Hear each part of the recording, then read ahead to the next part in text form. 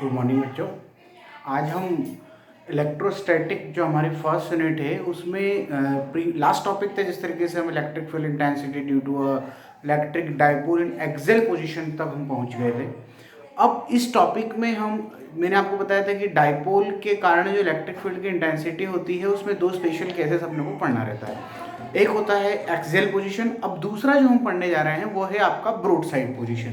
तो electric field intensity in broad side position, इसका मतलब कि जिस चार्ज के लिए आपको electric field intensity particular field में निकालना है वो उस डाइपोल की ब्रॉड साइड पोजीशन या इक्वेटोरियल पोजीशन होना चाहिए। किस तरीके से हो सकता है, जैसे मैं आपको बताना चाहूंगा कि ये आपने यहां पर एक चार्ज लिया है प्लस क्यू और एक चार्ज लिया है माइनस क्यू, ये आपका ए और बी, ये इलेक्ट्रिक डाइपोल हो गया। इस इलेक्ट्रिक डाइपोल से ये जो पोजीशन अपन बना रहे हैं, मैं जो पोजीशन बना रहा हूं, ये पोजीशन आपकी जो है ये इलेक्ट्रिक डाइपोल के कारण ब्रॉड साइड पोजीशन होगी। ये कौन सी पोजीशन होगी? Broad side. इसी पोजीशन को इक्वेटोरियल पोजीशन के नाम से भी जाना जाता है। इक्वेटोरियल पोजीशन का कारण क्या है? इक्वेटोरियल पोजीशन इसलिए है कि दोनों ही चार्जेस से यहाँ जो चार्ज रखा हुआ रहेगा उसकी डिस्टेंस इक्वल होना चाहिए, इसलिए इसको बोला गया इक्वेटोरियल पोजीशन। तो यहाँ पर क्या है, ये जो पूरा डिस्टेंस था आपका, ये पूरा डिस्टेंस हमें मालूम है 12 होता है, जिसको हम डाइपोल लेंथ बोलते हैं। इसलिए इतना पार्ट एल होगा और इतना पार्ट भी एल होगा। यहां से इसकी जो डिस्टेंस सेंटर हम मान ले ओ, इससे इसका डिस्टेंस जो होगा वो आर होगा। आर डिस्टेंस के ऊपर एक पॉइंट रखा हुआ है। अब ये पॉइंट हो गया पी। यहां पर मैंने जो चार्ज रखा हो टेस्ट चार्ज है। टेस्ट चार्ज की क्वालिटी ये होती है वो हमेशा यूनिट पॉजिटिव होता है, मतलब वहां पर पॉजिटिव चार्ज अवेलेबल है। अब पॉजिटिव चार्ज अवेलेबल है तो ये प्लस क्यू चार्ज है, इस प्लस क्यू चार्ज को रिपेल करेगा। इसका मतलब यहाँ पर जो फोर्स लगेगा वो बाहर की तरफ होगा, उसको हम इलेक्ट्रिक फील्ड इंटेंसिटी बाहर की तरफ डायरेक्शन में शो कर देंगे। और यहां पर इंटेंसिटी इधर है इसलिए इसका डायरेक्शन भी इधर होगा। ये हो गया आपका E1। अब इसके कारण जो इंटेंसिटी होगा ये नेगेटिव है, अट्रैक्ट करेगा, तो ये हो जाएगा आपका E2। अब डायग्राम को अगर हम देखें तो यहां पर जो पोजीशन बन रही है वो कुछ इस तरीके से बन रही है। ये देखिए, ये वाली पोजीशन बन रही है, ये वाली पोजीशन बन रही है। इसका मतलब क्या हो गया कि यहां पर जो इलेक्ट्रिक फील्ड है वो ना एक्स एक्सिस की तरफ जा रही है ना वाई एक्सिस की तरफ जा रही है, वो एक्स और वाई के सेंटर में कहीं एक प्लेन में निकल के जा रही है उसकी डायरेक्शन। अब अगर वो सेंटर में है तो हमें क्या करना पड़ेगा, इसके दो पार्ट करना पड़ेंगे, ये दो भागों में बट जाएगा। कुछ इफेक्ट इसका इस डायरेक्शन में जाएगा, कुछ इफेक्ट इसका इस डायरेक्शन में जाएगा। हमने पढ़ा है कि यहां से इसका जो एंगल बन रहा है वो थीटा बन रहा है।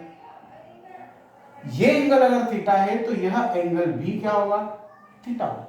अब ये एंगल भी थीटा होगा, इसका मतलब जहां पर एंगल क्रिएट होता है, जिस जगह पर एंगल क्रिएट होता है उसको बोला गया है आपका हॉरिजॉन्टल कंपोनेंट, और जहां एंगल क्रिएट नहीं हो रहा है उसको बोलेंगे वर्टिकल कंपोनेंट। तो जब यहां थीटा बन रहा है इसका मतलब इस E1 का ये वाला जो भाग होगा, ये भाग होगा E1 cos थीटा, और ये वाला जो भाग होगा ये भाग होगा E1 sin थीटा।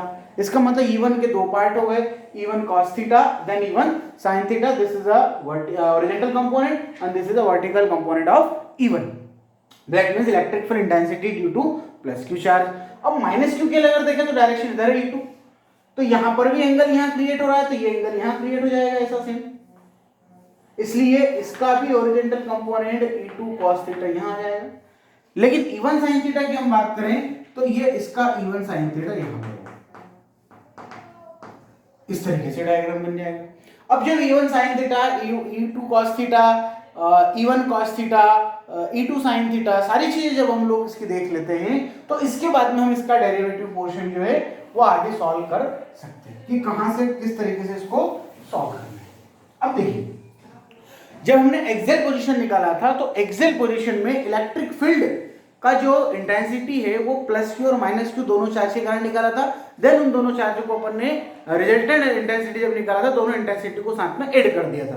तो इस तरीके से ही यहाँ पर जो आपकी इंटेंसिटी है वो फाइंड आउट होगी, किसके कारण? दो चार्जेस के कारण। तो सबसे पहले हम देखेंगे intensity due to intensity due to किसके कारण, प्लस क्यू चार्ज। पहले किसी कारण निकाल लो, प्लस क्यू चार्ज के कारण। जब उसके कारण निकालेंगे तो आ जाएगा E1 यहां पर, और फॉर्मूला होता है 1/4πε0। देन जो 1/4πε0 के बाद में आपका जो फॉर्मूला आएगा उसमें अपने को ये देखना है कि चार्ज कौन सा है और डिस्टेंस क्या है। तो चार्ज की अगर हम बात करें तो चार्ज प्लस क्यू है, तो यहां पर हमने रखा क्यू, और डिस्टेंस इसका है ए से पी, तो यह जाएगा ए पी का square. That is equation number first. अब आप देखिए ये इंटेंसिटी दो पार्ट में डिवाइड हो गई थी, इसका मतलब हम लिखेंगे बट इट रिजॉल्व इनटू कितने भाग में, दो। तो दो कंपोनेंट में ये इंटेंसिटी डिवाइड हो रही है।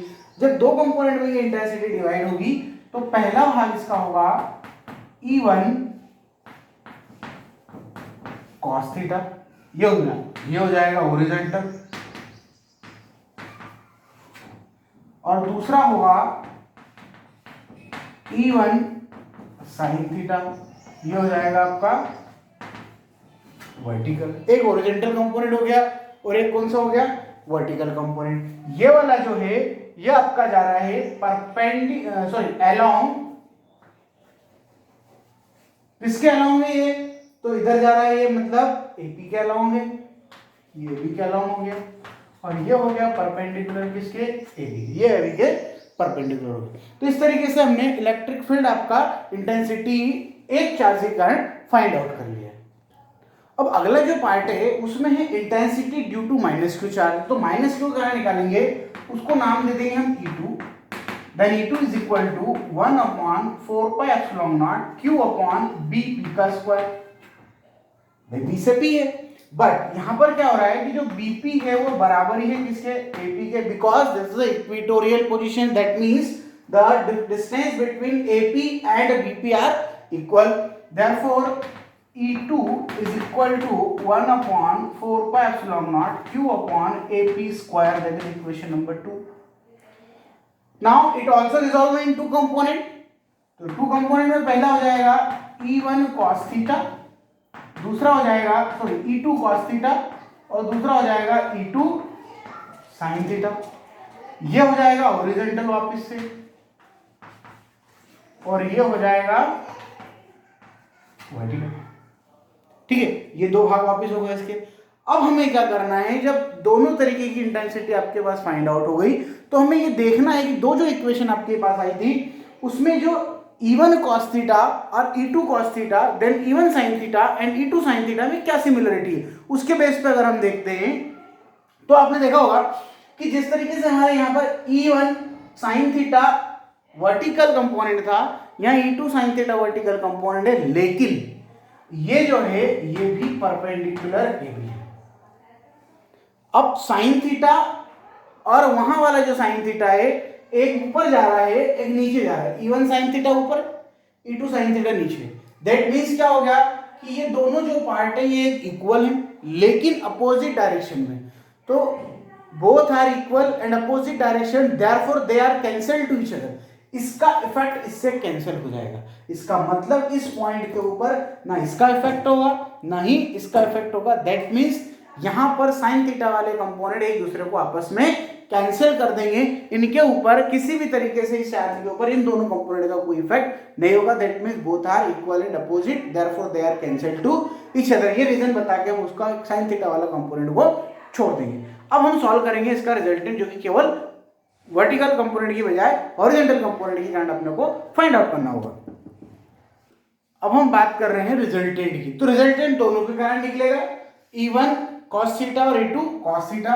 दैट मींस यहां बन जाएगा E is equal to E1 cos theta plus E2 cos theta. अब E1 cos थीटा और E2 cos थीटा दोनों तो बराबर थे, इसका मतलब ये बन जाएंगे दोनों 2E1 cos थीटा या 2E cos थीटा भी अपन लिख सकते हैं। E1 का जो वैल्यू है वो यहाँ पर पुट करेंगे तो 2 इंटू 1/4πε0 Q अपॉन AP का स्क्वायर। दैट इज आपका ये जो बनेगा ये इक्वेशन नंबर आप 3 दे सकते हो उसको, ये थर्ड इक्वेशन बन गया। अब हमें एपी की वैल्यू चाहिए, तो हमने जो डायग्राम बनाया था उस डायग्राम से अगर हम एपी की वैल्यू निकालें तो एपी हमारा उस डायग्राम में हॉरिजॉन्टल था। ये देखिए यहां पर जो हमें एपी निकालना है, तो एपी इस ट्राइंगल के अंदर आपका इन ट्राइंगल ए अपन देख सकते हैं, तो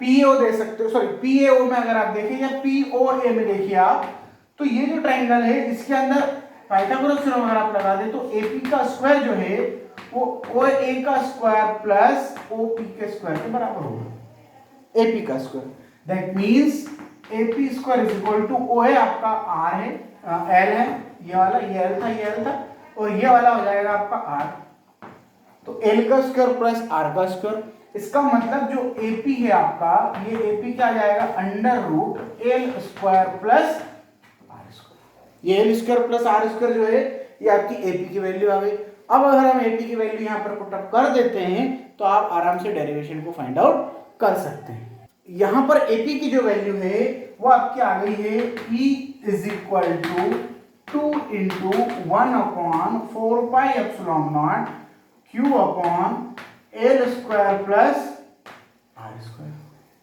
L square plus are square.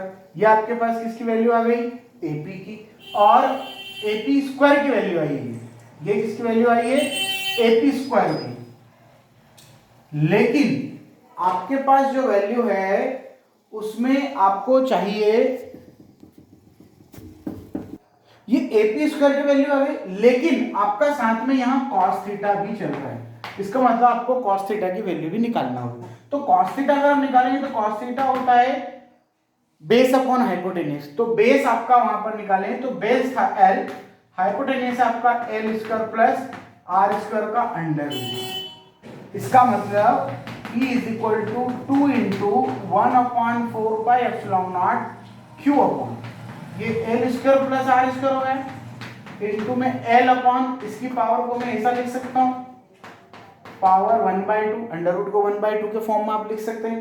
जब 1/2 और एक पावर का ऐड करेंगे तो आपके साथ जो वैल्यू बनेगी वो E is equal to 2 QL into 1 upon 4 pi epsilon naught और पावर बन जाएगी आपकी l square plus are square की पावर 3/2। कितना बन जाएगा 3/2। क्यों बन जाएगा क्योंकि ये 1/2 था और ये 1 था, 1/2 और 1 को दोनों को ऐड कर दे तो क्या बन गया 3/2। इसके आगे थोड़ा सा अपन सॉल्व करते हैं तो E इज इक्वल टू आपका जो 2QL है ये डाइपोल मोमेंट है, डाइपोल मोमेंट मतलब P हो जाएगा, तो 1 upon 4 pi epsilon naught P upon l square plus are square to the power 3/2। अब ये जो 3/2 है और ये अंदर जो पावर दिख रही है इसमें अपने को देखने को मिल रहा है कि आपका जो R है वो L से बहुत बड़ा है। इसका मतलब हम R को रखेंगे, L को नेगलेक्ट कर देंगे, तो आपका जो फाइनल फॉर्मूला बनेगा वो E is equal to 1 upon 4 pi epsilon naught और साथ में P then R to the power 3 newton per coulomb.